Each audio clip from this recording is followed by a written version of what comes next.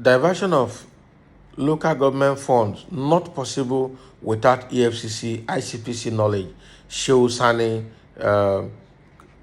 alleges, right? So it means that for all those periods that the governors are not, delivering the local government budget to the local government chairman to implement, it means that they are in alignment with ICPC and EFCC. They know about it. Definitely, all the ICPC and EFCC officials in each state are in the pocket of the governor. All the security agencies in the state are in the pocket of the governor. That is the truth. So all the anti-graft agencies in each state, they are all in the pocket of the governor. So I am sure there's nothing they could do or they would have been able to do about it. But let's see what Shehu Sani has to say more. Former Nigerian lawmaker Senator Shehu Sani has tackled anti-corruption agencies, the Economic and Financial Crimes Commission, and the Independent Corrupt Practices and Other Related Offences Commission over the diversion of local government allocations to state government. Senator Sani raised his concerns on Sunday in a post via his verified Twitter handle. Recall that the federal government recently accused state governors of diverting local government allocations. All right.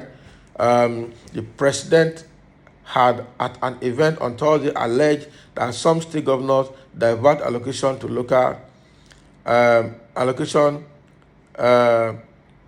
government councils sent from federation account.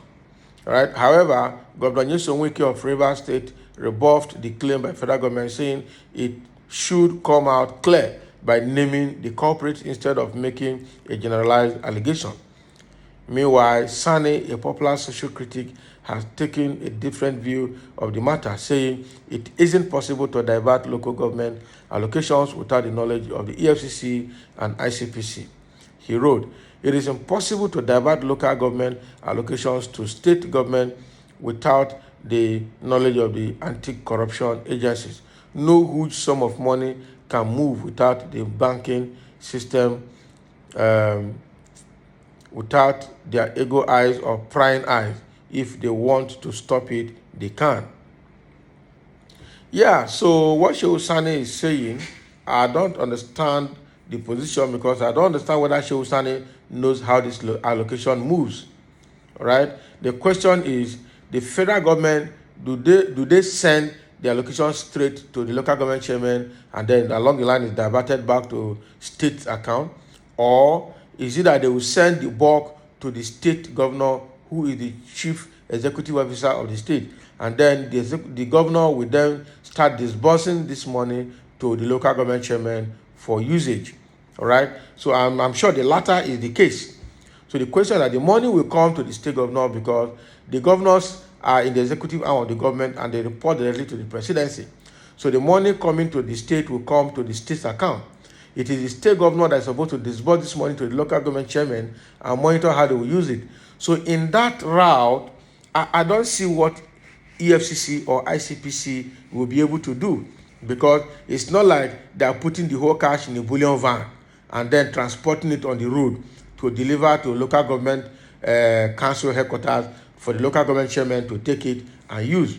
And I also, when they are disbursing federation account, state funds to local government, or the federal government disbursing to state government, I don't think it's also physical cash that will be carried by bullion van on the road. It's going to be online. And if it is online, it will not take anything. Even when EFCC sees that it's government that is discharging allocation to the state, it is not a suspicious movement, and they don't have to trace it. That is the way I see it.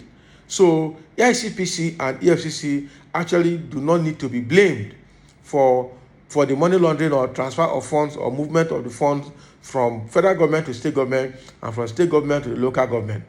What is happening here, I think, is that when the money gets to the state government, it is already spelled out how they will go to each of the local government.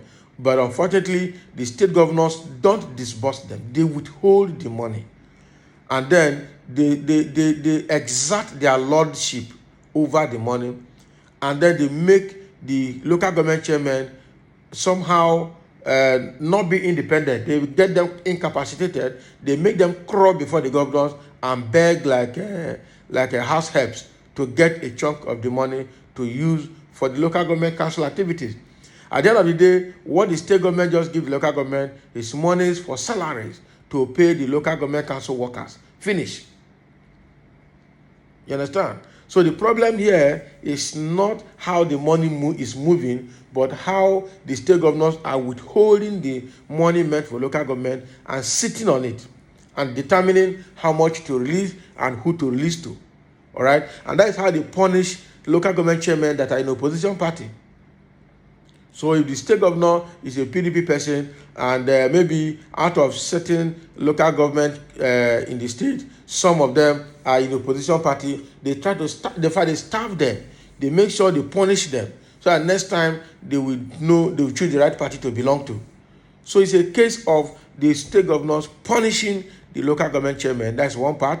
It's also a case of the state governors, because of the greed for money, to have enough money for their selfish interest, they hold the money back. The same way they have authority over the security votes for the state.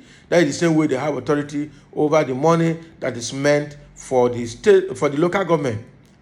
But that is actually unconstitutional because local governments are supposed to be autonomous and are supposed to operate independently, though under the supervision of the state governor, because the local government chairmen are also in the executive arm of the government at the lower cadre, reporting straight to the state governor, just the same way that the state governors report straight to the presidency or to the president.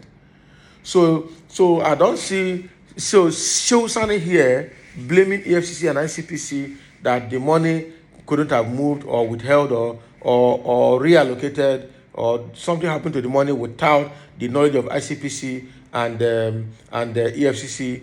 I don't see how that flies, actually. I don't see how that, except there's something I don't know. I can be corrected. But the way the money flows from federation account straight to the state government account, and how the money is supposed to be disbursed by the governors from the state government account to the local government account is a thing. It's an executive administrative process. That is the truth. Unfortunately, that process is not being followed constitutionally, because withholding that money is not constitutional.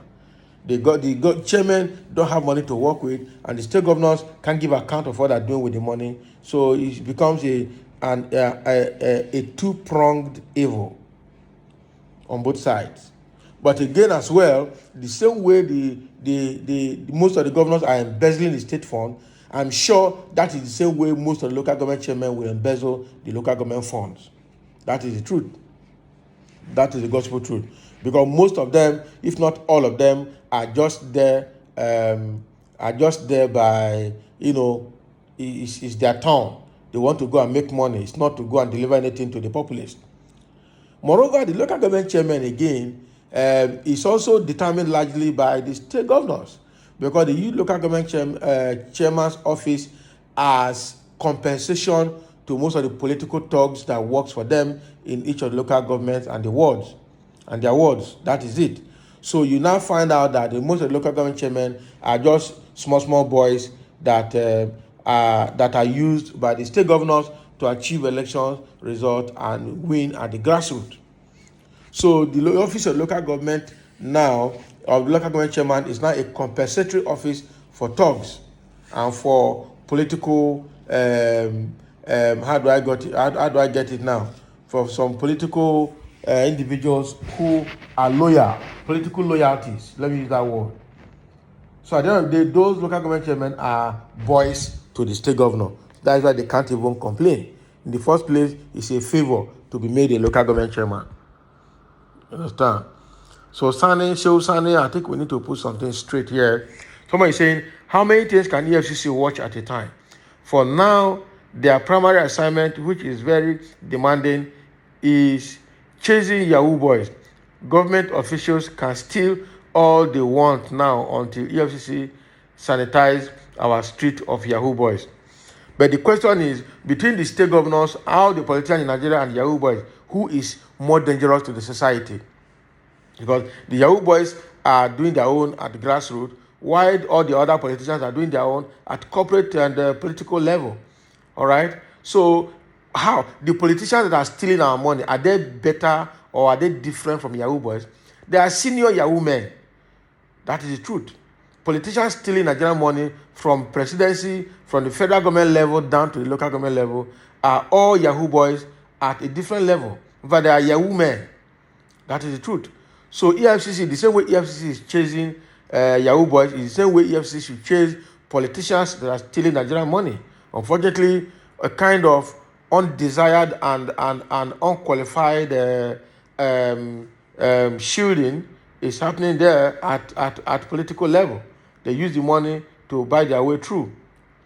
So, but at the same time, like I said earlier, the Efcc cannot chase money that is going through administrative process except when they report to them. Now that PNB has spoken and Nigerians now know the reasons for increased poverty in the country, we expect our trusted Attorney General, Efcc and Icpc to take action on this local government fund and the 30% derivatives received. Who told you that what PNB has said is all? Now, the governors report to the presidency. Why can't the president himself audit and investigate the governors? Why is he coming to talk to the public like an outsider? Somebody is reporting to you and it's not doing what you're supposed to do. Can't you issue query and warning letter? Can't you send warning to the person? Can't you send EFCC to go and audit them and find out what they're doing with the money they're giving? Can't you give them warning letter that you are not working as provided by the Constitution for your office? You are coming here. He's not a good manager. He's not a good leader. It's not a good leader. That is the truth. A good leader will always look at what the subordinates are doing with the power and the funds given to them and report back comprehensively. And you are coming here to tell Nigerians that the governors are not doing what they're supposed to do. Why can't you hold them accountable and responsible if you know that? I beg. So let them go and tell that to people who don't know corporate organizations, how corporate organizations operate, or how a functioning system of government operates. So thank you for listening, and let's have your comments below.